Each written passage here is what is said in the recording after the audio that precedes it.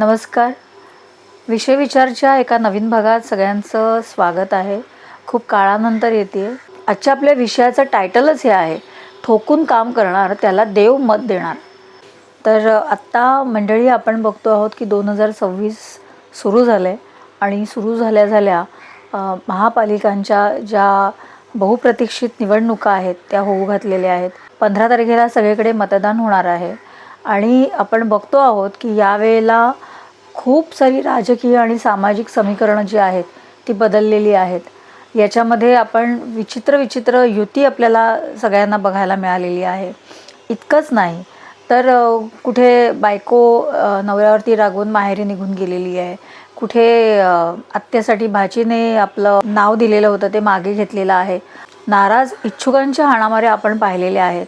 असे एक न दोन कितीतरी विचित्र प्रसंग आपण पाहिलेले आहेत आणि अजब गजब अशा युती आघाड्या ह्यांची समीकरणं आपण सगळ्यांनी पाहिलेली आहेत.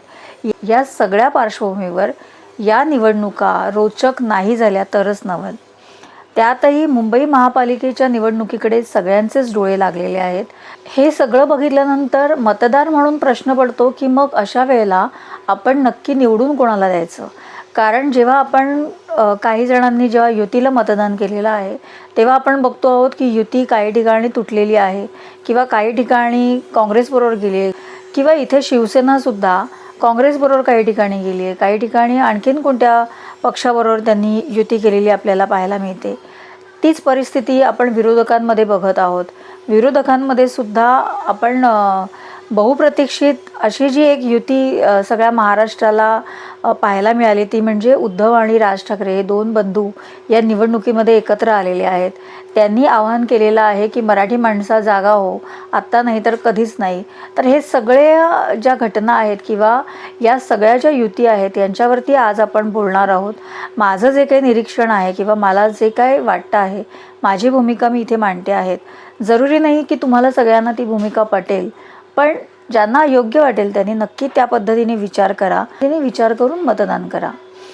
इथे जेव्हा आपण मतदान करा म्हणतोय तेव्हा आपल्याकडे प्रामुख्याने 3 ते 4 युती आणि आघाडी आपल्याला पाहायला मिळतात. त्यामध्ये सगळ्यात विरोधकांचा जर विचार केला तर काँग्रेस आणि राष्ट्रवादी आहे किंवा वंचित असं समीकरण आपल्याला पाहायला मिळतं.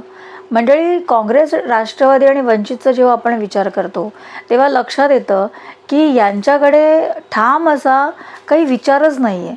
म्हणजे आज जे देशामध्ये होतं आहे तेच काही प्रमाणामध्ये विधानसभेच्या निवडणुकांमध्ये आपण पाहिलं की शेवटपर्यंत नक्की कोणाला उभं करायचं आहे किंवा इतर जे काही घोळ होते ते आपल्याला पाहायला मिळाले. सेम वंचितच्या बाबतीमध्ये सुद्धा म्हणता येईल. वंचितने 16 ठिकाणी आपले उमेदवार न दिल्यामुळे त्या जागा परत दिलेल्या आहेत. प्रश्न पडतो की आज स्वातंत्र्य मिळून 60-70 वर्ष झाली, त्याच्यानंतरसुद्धा वंचितला आपले उमेदवार देता येऊ नयेत. मग वंचितची जागा नक्की आहे कुठे? निवडणुका जेव्हा आपण समाज म्हणून आवाहन करतो तेव्हा ह्या फक्त राजकीय आहेत का? फक्त फायद्यासाठी आहेत का? खरंच बाबासाहेब आंबेडकरांचा जो विचार होता, संघर्ष करा, शिका आणि मोठे व्हा, हा आपण कुठे पुढे नेतो आहे का? फक्त राजकीय आणि जातीय बोलायचं आणि मग निवडणुकांमध्ये मतं मागायची, तर हे कितपर्यंत जाणार? काँग्रेसच्या बाबतीमध्ये जेव्हा आपण विचार करतो तेव्हा तिथेसुद्धा अशाच पद्धतीचे आपल्याला पायंडे आणि विचार दिसत आहेत. अजूनही काँग्रेस संविधान, मग कुठे जातीचं, मग कुठे शाहू फुले आंबेडकर असं सगळं करत राहिलेली पाहायला मिळते. इथे कुठेही मला की आपण महानगरपालिकेमध्ये निवडून आल्यानंतर नक्की नगर म्हणून किंवा शहर म्हणून आपण लोकांना काय काय सुविधा देणार आहोत याच्यावरती फार भर देताना मला कुठेच दिसत नाही आहे. आणि म्हणून मला असं वाटतं की अशा पद्धतीने जर कामगिरी तुम्ही करणार असाल तर अशा पक्षांना आपण मत का द्यायचं? विधानसभेमध्ये आपण सगळ्यांनी बघितलं की राष्ट्रवादी असेल, काँग्रेस असेल आणि वंचित असेल, या सगळ्यांची कामगिरी काय राहिली. मनसेला तिथेही आपली काहीच जागा आपल्याला दाखवता आलेली नव्हती. तर ह्या तिघांचा जर आपण विचार केला तर कुठेही यांच्याकडे एक दूरदृष्टी आपण म्हणूयात महापालिकांच्या दृष्टिकोनातनं ती ठामपणाने दिसत नाही. नाही यांच्याकडे कोणता एक चेहरा आहे. आता आपण जर पुढे गेलो आणि बघितलं तर राष्ट्रवादी तिथेही आपण बघितलं की 2 तिकडे राष्ट्रवादी पाहायला मिळत आहेत. तर या राष्ट्रवादीमध्ये सुद्धा आपापसामध्ये आता पुन्हा हे सगळेजण एकत्र येत आहेत काही ठिकाणी आणि निवडणुका लढवत आहेत. तिथे सुद्धा जर आपण बघितलं तर शाहू फुले आंबेडकर याच्या पलीकडे जातीय समीकरणापलीकडे ठोस असं काहीच यांच्याकडे नाही. बरं आत्ताचा जर आत्तापर्यंतचा आपण यांचा जर इतिहास पाहिला तर कायमच घराणेशाही या लोकांनी राबवलेली आहे किंवा जे काही आहेत प्रकल्प आहेत किंवा ते याच्यामध्ये खरोखरच सामाजिक आणि लोकांच्या दृष्टिकोनातनं किती प्रकल्प राबवले गेले हा प्रश्न आहे. म्हणजे 4 आण्याचं जर तिकडे लोकांची कामं गेली तर उरले 12 आणे जे आहेत ते आतापर्यंत यांच्याच घरात गेलेले आहेत. आणि त्याचंच द्योतक म्हणून आत्ता अलीकडे जो आपण पार्थ पवारांचा एक घोटाळा बघितला ज्याच्यामधनं कायदा आजकाल कुठेही कसाही वाकवला जातो, पण त्याच्यामध्ये त्यांचं नाव आलं ना, लोकांनी हे कसं विसरायचं. तर ह्या सगळ्या गोष्टी ज्या आहेत ते बघताना मला असं वाटतं की केंद्रामध्ये आणि राज्यामध्ये एक सरकार असताना महापालिकेमध्ये दुसऱ्या कोणाला तरी जेव्हा आपण निवडून देतो तेव्हा पुन्हा तिथे संघर्ष होणार आहे. तर त्या गोष्टीचा सुद्धा विचार करून मला असं वाटतं की यांना आपण मत का द्यावं. तर वंचितचं मी म्हटलं तसं की तीच परिस्थिती आहे.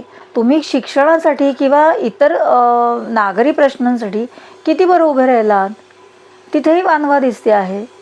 आता जर आपण पुढे विचार केला तर सगळ्यात बहुप्रतीक्षित जी युती होती किंवा ठाकरे ब्रँड म्हणून जे गाजावाजा केला जात होता तर ती युती आता आपण झालेली पाहायला मिळाली. आता ती झाल्यानंतर ज्या पद्धतीने राज ठाकरेंचं राजकारण चाललेलं आहे किंवा या दोन्ही भावांनी त्यांचा एक जो वचननामा दिलेला आहे तो बघितल्यानंतर हे कुठे जातात हा प्रश्नच पडतो. म्हणजे आत्ता विधानसभेची निवडणूक झालेली आहे, आता महापालिकांच्या निवडणुका आहेत. महापालिकांच्या निवडणुका होताना तुमचा भर कशावरती असला पाहिजे होता.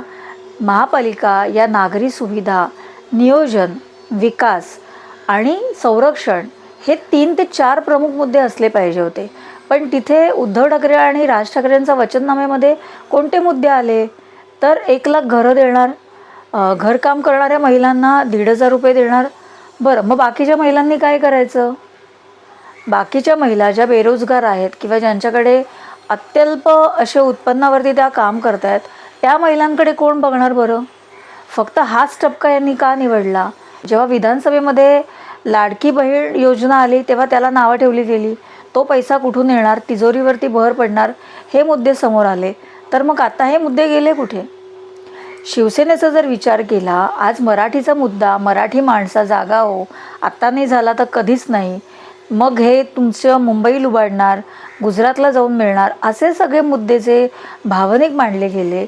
प्रश्न असा पडतो की जेव्हा गिरणी कामगारांचा संप झाला तेव्हा गिरणी कामगारांचा संप मोडण्यात तेव्हाच्या तत्कालीन शिवसेनेचा वाटा होताच ना. मराठी माणूस जर देशोधडीला कधी लागला असेल तर पहिल्यांदा गिरणी कामगारांच्या संपानंतर लागलेला आहे. मग त्याचं श्रेय कोणाला जाणार आहे. आता 40 ते 42 वर्ष होत आली गिरणी कामगार त्यांच्या घरासाठी संघर्ष करत आहेत. आता इतक्या वर्षांमध्ये किमान लाखभर लोकांना तरी घरं मिळायला हवी होती, तर तीही आत्तापर्यंत शिवसेनेने करू शकलेली नाही आहे. राज्यामध्ये तुमचं सरकार होतं मधला 95च्या दरम्यानमध्ये, 25 वर्ष तुम्ही महापालिकेमध्ये सत्तेमध्ये आहात, कुठे आहात तुमची वचनं. आता ही 1 लाख घरं कोणाला पुरे पडणार आहेत. महापालिकाची लोकसंख्या काय आहे साधारण, कुठे जाणार आहात तुम्ही. म्हणजे आपण जे काही बोलतो ते बोलल्याप्रमाणे आपण खरंच वागलो आहे का. जे आत्तापर्यंत केलं नाही ते आता तुम्ही कोणत्या भरोश्यावरती करणार आहेत. हे समजा तुम्हाला काही करायचं झालं तर तुम्हाला राज्य सरकार असेल, केंद्र सरकार असेल, काही प्रकल्पांमध्ये तुम्हाला या सगळ्यांची मंजुरी लागणार आहे. इथे तुमचं सख्यच नाही एकमेकांशी, तर हे तुम्ही सगळं कसं जुळवून आणणार आहात मंडळी. राज ठाकरेंचा प्रश्न, आता अलीकडे जी मुलाखत झाली त्याच्यामध्ये राज ठाकरे म्हणत आहेत की हा एवढा सगळा भ्रष्टाचार चालला आहे, इतकं सगळं वाईट चाललेलं आहे, तर तुमचे देवी देवता आहेत कुठे. कसं आहे इथेच सगळा प्रश्न मिटतो अर्धा. तुमचे म्हटल्यानंतर राजसाहेब तुमचे देवदेवता नाहीत का हो. एकीकडे गंगा तीर्थ म्हणून कोणी दिलं तर त्यांना म्हणायचं शी शी मी हे पिणार नाही, महाकुंभमध्ये त्या घाणीच्या पाण्यामध्ये कोण उतरणार म्हणून तुम्हाला प्रश्न पडतो. आणि आता तेच तुम्ही आहात की तुम्हाला आता प्रश्न पडतोय की बाबा देवी देवता बघत नाहीत का. मला हे सगळं बघितल्यानंतर एक जुनी गोष्ट आठवली. माझ्या वडिलांचे मित्र जे वर्षानुवर्ष पंढरपूरच्या वारीला जात होते, त्यांना मी एकदा विचारलं की म्हटलं, काका, लाखो लोक ते चंद्रभागेमध्ये जाऊन आंघोळ करतात, ते पाणी घाणेरडं आणि दूषित झालेलं असतं, तर तुम्ही त्याच्यामध्ये कसं काय आतमध्ये पाय घालता आणि तुम्ही कसं काय त्याच्यामध्ये उतरता. तेव्हा त्यांनी मला एक उत्तर दिलं जे आजही माझ्या डोक्यामध्ये फिट्ट आहे. त्यानंतर मला कधीही असे प्रश्न पडले नाहीत. त्यांनी असं उत्तर दिलं की तुम्ही त्या घाणेरड्या पाण्याकडे बघता, आमचं असं नाही आहे. आम्ही जेव्हा बघतो तेव्हा आम्हाला सगळीकडे पांडुरंगच दिसतो, त्यामुळे आम्हाला हे घाण दिसतच नाही. आणि जिथे पांडुरंग आहे तिथे अस्वच्छता असूच शकत नाही, त्यामुळे सगळं आम्हाला मंगलच दिसतं. तसं जेव्हा राज ठाकरेंना आमच्यामध्ये काही चांगलंच दिसत नाही, हिंदूंना आणि सनातन धर्मांना, त्यांना मानणारे जे मराठी लोक आहेत ते तुम्हाला कसं मतदान करणार. बरं, त्याच मुलाखतीमध्ये संजय राऊत हसत हसत म्हणतात, हां 33 कोटी देव आहेत, म्हणजे तुम्ही काय आमच्या देवांची थट्टा करता का हो. कसं आहे साहेब की देव आहेत ना, त्यांना सहस्त्र डोळ्यांनी ते बघत असतात. त्यामुळे तुमची प्रत्येक जी मतं आहेत किंवा तुमचं म्हणणं आहे ते त्यांनी कधीच नोंद केलेलं आहे. तुम्ही बोलताय एक, तुम्ही वागताय एक, तुमच्या सोयीप्रमाणे तुम्ही मराठी माणूस म्हणणार, तुमच्या सोयीप्रमाणे तुम्ही मराठी माणसाला जागा हो म्हणणार, तर असं कसं चालेल. आज सगळ्यात मोठं नुकसान जर कोणी केलं असेल तर दुर्दैवाने मराठी माणसाचं शिवसेनेने केलेलं आहे. आज जागोजागी तुम्हाला खिशात हात घालून उभे राहिलेले तरुण दिसतात. कुठून येतात हे. एक काळ होता जेव्हा लोकाधिकार समिती होती आणि त्या माध्यमातून खरोखर मराठी तरुणांना रोजगार मिळत होता. आता लोकाधिकार समिती काय काम करते. गेल्या कित्येक काळामध्ये किती लाख किती कोटी मराठी लोकांना तुम्ही रोजगार दिलेला आहे. तर तिथेही वानवाच आहे सगळ्या गोष्टींची. एका बाजूला तुम्ही जेव्हा म्हणता की मराठी माणूस, आज मराठी माणसं फुटपाथ अडवतात. त्यानंतर त्या जागेवरती उत्तर भारतामधून आलेली मंडळी असतील किंवा इतर परराज्यामधून आलेली मंडळी असतील, अगदी बांगलादेशीसुद्धा, या सगळ्यांना ते फुटपाथ भाड्याने दिले जातात आणि मराठी माणूस पुन्हा ते पैसे घेऊन खिशामध्ये हात घालून कोपऱ्यावरती उभा राहिलेला आपण पाहायला मिळतो. हे आहे का आपलं व्हिजन. आपण भ्रष्टाचार करत नाही असं कसं म्हणणार. या सगळ्या लॉबीमध्ये सगळ्याच पद्धतीचे पक्ष इन्व्हॉल्व आहेत, पण त्यामध्ये पण विशेष लक्ष करून जे इन्व्हॉल्व आहेत ते मराठी माणूस म्हणून आता जो टाहो फोडत आहेत ही मंडळी जास्त आहेत. मग हा सगळा पैसा जो आहे हा जातो कुठे. त्याच्यामधनं मिळणारा हप्ता हा त्या प्रत्येकाला माहिती आहे. स्थानिक पोलीस स्टेशन असेल, प्रशासन असेल, तुमचे नगरसेवक असतील, आमदार असतील, खासदार असतील, या सगळ्यांना पोहोचतो. एकीकडे उत्तर भारतीयांना नावं ठेवायची, हिंदी नाही बोलला तर त्यांना 2 मारायचं आणि त्यांचेच कुठेतरी हप्ते तुम्हाला मिळतात. हे चालतं. राज ठाकरे किंवा उद्धव ठाकरे हे लिहून देणार आहेत का की यापुढे असा कोणताही पैसा आम्ही स्वीकारणार नाही. मुळात आधी आमची मराठी माणसंच तिथे काम करतील फुटपाथवरती, इतर भाषिकांना आम्ही तिकडे कामालाच ठेवणार नाही. हे कराल तुम्ही. मग हा मुद्दा कुठे येतो.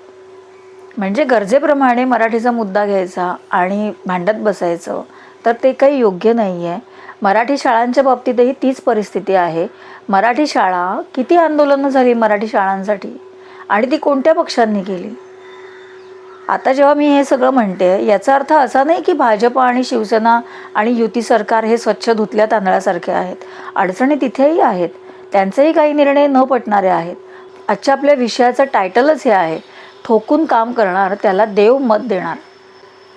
तर देवेंद्र फडणवीस असतील किंवा एकनाथ शिंदे असतील, या दोघांनी ज्या पद्धतीने गेल्या अल्पावधीत जो कारभार आपल्याला करून दाखवला आहे हा खरंच वाखाणण्यासारखा आहे. समृद्धी महामार्ग असेल, अटल सेतू असेल, इकडे BDDचा जो विकास आहे तर तो त्यांनी करून दाखवलेला आहे. मेट्रो ॲक्वाच सुरू केलेली आहे रेल्वे. तर या अनेक योजना त्यांनी राबवलेल्या आहेत. देवेंद्र फडणवीस यांच्याकडे जे मी पाहते आहे ते दूरदृष्टी आहे आज या माणसाकडे 10 ते 15 वर्षाचा पुढचा आराखडा तयार आहे. मराठवाड्यासाठी त्यांनी नदीजोड प्रकल्प, जो महत्त्वाकांक्षी प्रकल्प आहे त्यांचा, त्याच्यावरती खूप जबरदस्त काम त्यांचं सुरू आहे. तर हे तुम्ही कसं दृष्टीआड करणार? शिंदे साहेबांचा जर विचार केला तर तिकडे जे मला दिसतं आहे, त्यांची सगळ्यात मोठी बाजू ही आहे की ग्राउंडवरती जाऊन रस्त्यावरती सामान्यांमध्ये मिसळून काम करणारा नेता म्हणून मला शिंदेंकडे बघता येते. देवेंद्र फडणवीसांची जमेची बाजू आहे की त्यांचा प्रशासकीय जी पकड आहे ती मजबूत आहे. इतर म्हणजे आपण म्हणूयात की देशपातळीवर किंवा जागतिक पातळीवरती त्यांचा विविध विषयांवरचा अभ्यास उत्तम आहे, विजन उत्तम आहे आणि काम करून घेण्याची हातोटी जी आहे ती या दोघांकडेही मला पाहायला मिळते आहे. तर हे महत्त्वाचं नाही आहे का? आज आपण बघतो आहोत की स्वतःच्या स्वार्थासाठी असेल, समाजकारणासाठी असेल, कधी राजकीय फायद्यासाठी असेल, कधी आर्थिक फायद्यासाठी असेल, या सगळ्या मंडळींनी तेव्हा त्या पद्धतीने राजकीय समीकरणं बदलत वेगवेगळ्या युती आणि आघाड्या केलेल्या आहेत किंवा त्यांनी आपले निर्णय त्या पद्धतीने राबवलेले आहेत. मंडळी, आता तुमची आणि आमची वेळ आहे. आपला स्वार्थ काय आहे, आपल्या गरजा काय आहेत, तर आपलं लक्ष हे असलं पाहिजे की मला माझ्या विभागामध्ये उत्तम काम कोण करून देणार आहे. आता हे उत्तम काम म्हणजे काय आहे की तुमचे रोजचं जे काही सुशोभीकरण असेल किंवा पाईपलाईनचं काम असेल, नळ जोडणी असेल, कुठे गटाराचं काम असेल, तर ही कामं आहेतच. पण त्याबरोबर तुम्हाला चालायला फुटपाथ मिळतो आहे का? तुम्हाला वाहन आणि याच्यासाठी तुम्हाला रस्ता मिळतो आहे का? तर हे मुद्देसुद्धा तुम्ही लक्षात घेतले पाहिजे. निव्वळ तुम्हाला बाकीची तुमची सांडपाणी असेल किंवा इतर जी नागरिक कामं असतात, नळाचं काहीतरी तुटलं असेल तर ती कनेक्शन करून द्यायचं असेल, स्ट्रीट लाईट्स असतील किंवा इतर छोट्या गोष्टी असतील, तर ह्या करून देणं हे आहेच. पण त्याच्याबरोबर लाँग टर्मला तुमचा आणि आमचा अधिकार आहे. आज आपल्याला रस्त्यावरती चालताना फुटपाथ मोकळे नाही आहेत, हे आपल्याला कोण करून देणार आहे, त्याचा विचार करा. सगळ्यात महत्त्वाचं बाब जी आहे ती म्हणजे देशामध्ये आणि राज्यामध्ये समन्वय हवा असेल, तुमचे प्रकल्प, तुमच्या योजना जर पूर्णत्वाला जायला हव्या असतील तर तिथे एक पद्धतीचं एका समविचारी सरकार असणं गरजेचं आहे. तीच बाब मला महापालिकांच्या बाबतही वाटते की जसं देशात आणि राज्यात एका समविचाराचं सरकार आपल्याला हवं असेल, तसंच जर महापालिकांमध्ये सुद्धा आपल्याला आपली काही कामं पूर्ण करून घ्यायची असतील तर तिथे सुद्धा समन्वय हवा. आणि तो समन्वय तेव्हाच येणार जेव्हा समविचारी लोक तिथे काम करत असतील. अशा वेळेला मला असं वाटतं की एकनाथ शिंदे आणि देवेंद्र फडणवीस यांच्यासारख्या नेत्यांचा महापालिकेसाठी विचार करायला हवा. जी अलीकडे आपण आंदोलनं बघितली तर त्याच्यामध्ये 2 प्रमुख बाबी मला दिसत आहेत. एक म्हणजे कबूतरखाने. कायद्याने कबूतरखान्यांवरती बंदी आणल्यानंतर ज्या पद्धतीचा हैदोस जैन समाजाने काही विध्वंसक लोकांनी तिथे घातला तर तो योग्य नाही आहे. समाजाचं आरोग्य हे जास्त महत्त्वाचं आहे नागरिकांचं की आपल्या धर्माचा बाऊ करून आपण ते सगळं उलटाला सुद्धा आपण मानायचं नाही, जुमानायचं नाही, कायदा मानायचा नाही. एका बाजूला संविधान म्हणायचं आणि दुसऱ्या बाजूला संविधानच आपण मोडायचं. संविधानाने सगळ्यांना समान हक्क दिलेला आहे. त्यामुळे कालानुरूप आपल्या ज्या काही धार्मिक भावना आहेत त्यांना आपण थोडंसं मुरड घालायला पाहिजे आणि समाजाबरोबर जायला पाहिजे. हे जर होत नसेल आणि त्या गोष्टीला समर्थन करणारे किंवा त्याचा आग्रह धरणारे जर कोणी उमेदवार तुमच्या मतदारसंघांमध्ये उभे असतील तर त्यांना आता इथे जागा दाखवण्याची वेळ आलेली आहे. अशा जे उमेदवार आहेत, मग ते कोणत्याही पक्षाचे असतील, अगदी तुमच्या आवडत्या युती सरकारमधले जरी असतील, भाजपा, शिवसेना आणि राष्ट्रवादी, अजित पवार गट, तर त्यांनासुद्धा नाकारण्याची ताकद जी आहे ती आता आपल्याला मतदार म्हणून मिळालेली आहे आणि तो हक्क आपण सगळ्यांनी बजावायला हवा. तीच बाब आहे कुत्र्यांना आणि इतर जे प्राणी आहेत त्यांना रस्त्यावर खाऊ घालण्याची. मंडळी, काही वर्षांपूर्वी हे सगळे जे धार्मिक आपले रिच्युअल्स आहेत आपले किंवा आपल्या भावनांप्रमाणे आपल्याला जी कृती करावीशी वाटत होती ते करत होतं, ठीक आहे. गेल्या 20-25 वर्षांमध्ये महानगरं म्हणजे मुंबई, पुणे हे तर झालंच, पण त्याच्याबरोबर इतर जी शहरं वेगाने वाढलेली आहेत तर ही एका काय म्हणूयात कड्याकडे, टकमक टोकाकडे जाऊन उभी राहिलेली आहेत. इतकं मोठ्या प्रमाणामध्ये आज बाहेरना लोंढा इथे आलेलं आहे आणि त्याचं सगळ्यात मोठं कारण आहे राजकीय आपली जी संख्या आहे मतदारांची ती वाढवण्यासाठी ह्या सगळ्यांना इथे आणून वसवलं गेलेलं आहे. असं जे करणारी मंडळी जी कोणी आहेत त्यांना पहिल्यांदा जागा दाखवायला हवी आहे आणि त्यांना बिलकुल निवडून देता कामा नये. जे कोणी असतील, जर गरज वाटली आपल्याला तर नोटा म्हणजे नन ऑफ अबाव हे जे आपल्याला पर्याय निवडणूक आयोगाने दिलेला आहे त्याचा मुक्त हस्ते वापर करायला हवा आणि ह्या मंडळींना आपण ठामपणाने नाकारायला हवं. तर ह्या ज्या काही बाजू आहेत त्या मला असं वाटत होतं की सगळ्यांनी यावरती विचार करायला हवा आणि त्याप्रमाणे आता आपण जेव्हा 15 तारखेला मतदान करायला जाऊ खाली तेव्हा त्या पद्धतीने आपण आपलं मत जे आहे ते त्या उमेदवारांना द्यायला हवं. आणि तिथे मी म्हटलं तसं की जो कोणी माणूस ठोकून काम करणार त्या माणसाला देव सहकार्य करत असतो आणि देव बघत असतो. म्हणजे राज ठाकरेंचे जे म्हणणं आहे की देव नाही आहे का, तर देव आहे आणि तो आहे म्हणूनच त्याने आत्तापर्यंत ज्या पद्धतीने गेल्या 10-12 वर्षामध्ये भाजपला एक मतं दिलेली आहेत तर तो देवच आहे. कारण माझा असा विश्वास आहे, मी जी श्रद्धा आहे माझी त्याप्रमाणे या सृष्टीचं पानसुद्धा त्याच्या मर्जीशिवाय हलत नाही. तिथे तुम्ही आम्ही काय आहोत. त्यामुळे हा सुद्धा त्या परमेश्वराचाच कौल आहे की इथे आपला जो सनातन धर्म आहे, जो हिंदू धर्म आहे, आपला जो मराठी बाणा आहे त्याला जर कोणी पुढे घेऊन जाणार असेल त्या पक्षाला, त्या नेत्यांना आपण पाठिंबा द्यायला हवा. आणि त्या सगळ्यांचा जर आज विचार चारी बाजूने आपण केला तर मला असं वाटतं की आज महापालिकांमध्ये सुद्धा शिवसेना, एकनाथ शिंदे गट आणि देवेंद्र फडणवीस भाजप यांना आपण बहुमताने सगळ्यांनी विजयी करून द्यायला हवं. त्यांना आपण ही संधी द्यायला हवी की जसं देशामध्ये आज उत्तम कारभार चाललेला आहे, सगळं आलबेला आहे का, तर नाही. काहीच चुकत नाही आहे का, तर जरूर चुकतं आहे. त्या सरकाराचं सुद्धा चुकतं आहे, राज्य सरकारमध्ये सुद्धा काही त्रुटी आहेत, पण कारभार जो आहे, विजन जे आहे ते बऱ्यापैकी उत्तम पद्धतीने हे सगळेजणं पुढे नेत आहेत. आणि महापालिकांचा कारभार जर आपल्याला सुरळीत हवा असेल, आपण आत्तापर्यंत ज्यांना 20-20, 25-25 वर्ष संधी दिली आणि तो भ्रष्टाचार कुठेही कमी झाला नाही, जर आता हे सगळेजण म्हणत आहेत की आम्हाला पूर्ण बहुमत दिलं तर आम्ही ते कमी करू, तर निश्चितच शिवसेना आणि भाजप यांचा विचार आपण प्रत्येकाने करायला हवा. हे माझं मत आहे. सगळ्यांनाच पटेल असं नाही आहे मंडळी आणि माझा काही आग्रह पण नाही आहे, पण सारासार विचार करून आपण मतदान करायला हवं. राजसाहेब जसं म्हणतात की आता नाही तर कधीच नाही, तर खरंच तसं होणार आहे की आत्ता जर आपण ती संधी नाही दिली भाजप आणि शिवसेना शिंदे गट यांना, तर आगामी काळामध्ये पुन्हा आपल्याला भ्रष्टाचारच बघावा लागणार आहे आणि पुन्हा आपल्याला चुकीचेच पायंडे इथे मुंबई शहरामध्ये विशेषतः बघायला मिळणार आहेत. तेव्हा त्याचा आवर्जून विचार करा आणि त्याप्रमाणे मतदान करा. मंडळी, विषय जर आवडला तर नक्की व्हिडिओला लाईक द्या. व्हिडिओ जास्तीत जास्त तुमच्या मित्रपरिवारामध्ये शेअर करा, कुटुंबामध्ये शेअर करा. आवर्जून तुमच्या प्रतिक्रिया द्या. विरोध असेल आणि ती प्रतिक्रिया द्यायची असेल तर त्याचंही स्वागत आहे, पण भाषा मात्र सांभाळा. अपशब्द कोणालाही बोलू नका. तुम्हाला सहमत नसाल तर असहमत एवढं म्हणा आणि सोडून द्या. आणि जास्तीत जास्त लोकांमध्ये हा व्हिडिओ शेअर करा. पुन्हा भेटू एका नवीन विषयासह. तोपर्यंत नमस्कार.